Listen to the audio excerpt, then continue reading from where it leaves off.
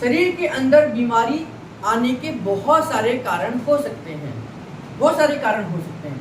उनमें से जैसे कोई ग्लैंड ठीक से काम ना करे तो बीमारी आ सकती है, यानी कि कोई ग्लैंड काम ही नहीं कर रहा तो बीमारी आ सकती है। कोई ग्लैंड कम काम करे तो भी बीमारी आ सकती है।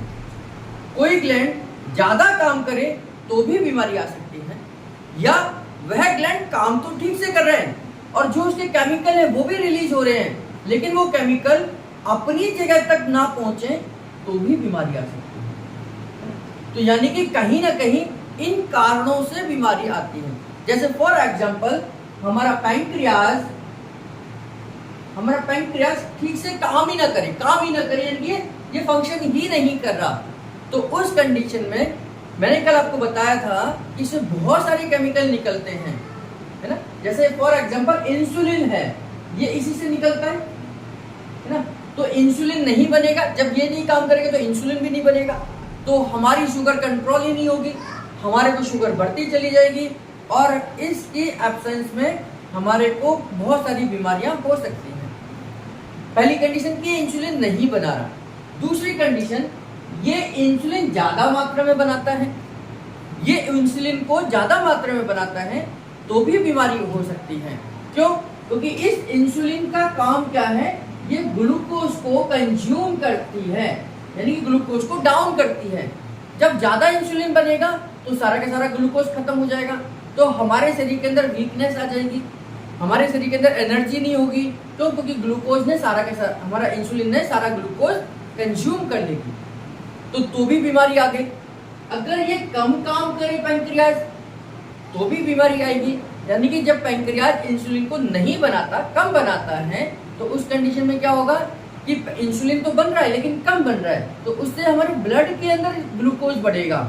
तो ब्लड के अंदर ग्लूकोज बढ़ता है तो उसको क्या कहते हैं, हम डायबिटीज कहते हैं। यानी कि जब ब्लड के अंदर ग्लूकोज का लेवल बढ़ेगा तो डायबिटीज हो जाएगी।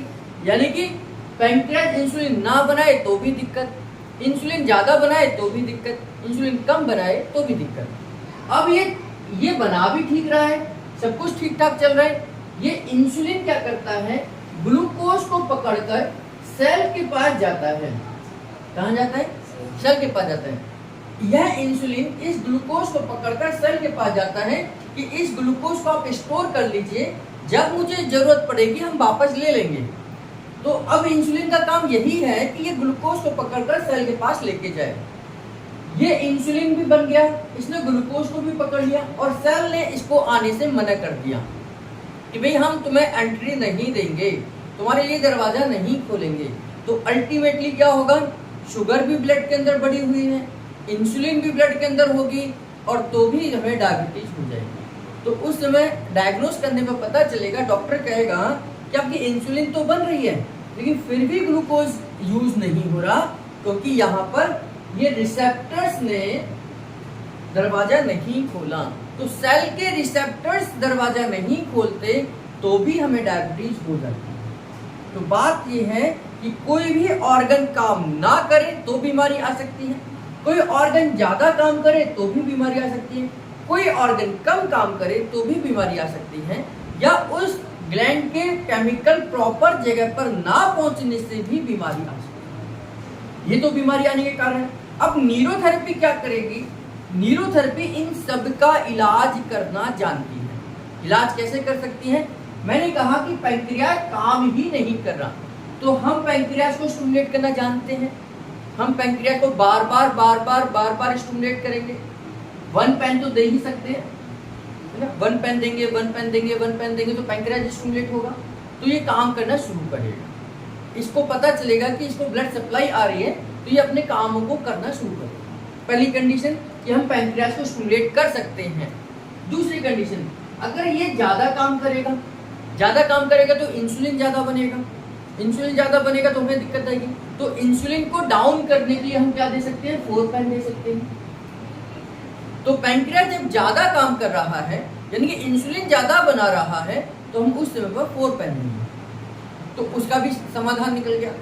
अगर पैंक्रियाज कम काम कर रहा है, इंसुलिन कम बना रहा है, तो हम क्या देंगे?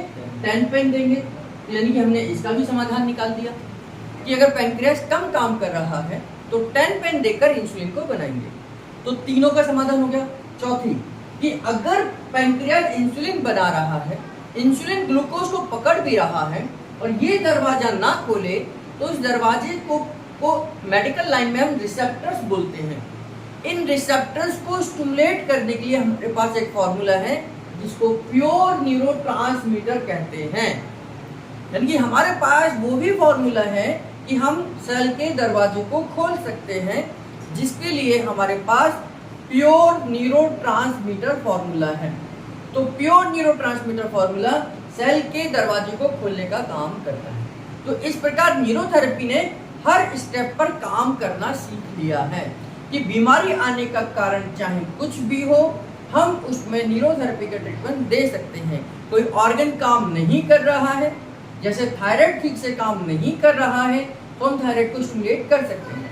थायराइड ज़्यादा काम कर रहा है तो हाइपरथायराइड का भी इलाज न्यूरोथेरेपी में है। अगर थायराइड कम काम कर रहा है तो हाइपोथायराइड है और उसका भी न्यूरोथेरेपी में इलाज है। थायराइड के केमिकल अपनी जगह पर नहीं पहुंच रहे हैं या थायराइड को बेसिक केमिकल नहीं मिल रहा है, उसका भी न्यूरोथेरेपी में ट्रीटमेंट है। तो बीमारी इन्हीं कारणों से आती है, या तो कोई ऑर्गन ठीक से काम नहीं कर रहा है, या वो ज़्यादा काम कर रहा है, या वो कम काम कर रहा है, या उस ग्लैंड से निकलने वाले हार्मोन या केमिकल अपनी सही जगह पर नहीं पहुंच पा रहे हैं, तो भी उसका इलाज किया जा सकता है। या कोई इंटरनल ब्लॉकेज हो, कहीं कोई रास्ता ब्लॉक हो गया है, केमिकल के आने जाने का रास्ता रुक गया है, तो फिर हमारे पास प्लाज्मिन हेपरिन फॉर्मूला है जो ब्लॉकेज को खोलने का काम करता है। तो ब्लॉकेज को भी खोलने का काम हम कर देंगे। तो किसी भी तरीके की अगर बीमारी आती है तो न्यूरोथेरेपी उस बीमारी का समाधान कर सकती है।